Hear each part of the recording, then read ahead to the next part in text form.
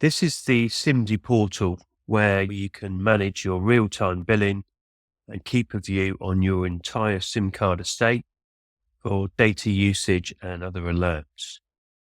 So here on the dashboard, you get a view of the current traffic. This is over the last hour, but we can also see 4 hours, 24 hours, 72 hours, last week or the last month. So you can filter that.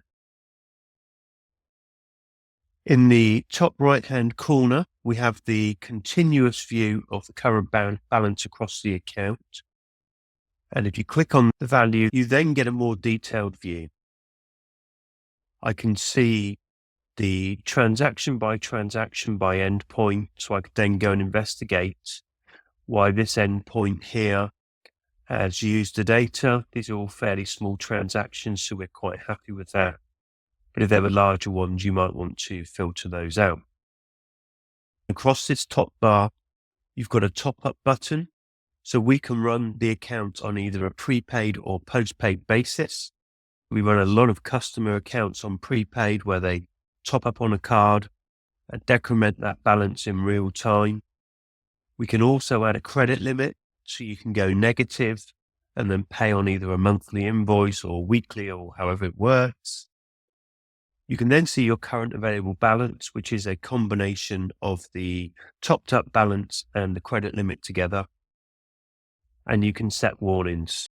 So if I go and change the credit balance, so if we set the warning balance for £12, that will now give me a warning when the account reaches £12.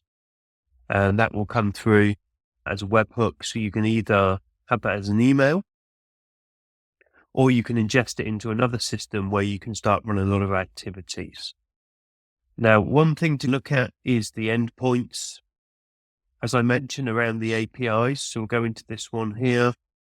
This is a SIM, and we can automatically suspend, reset, or send an SMS to a SIM card. So if we suspend the SIM card, that then stops working, stops consuming data. So you've now got full control over your billing. But if you get an alert on a device that is using too much data, we can set that into an automated system. So it will suspend the SIM that you need.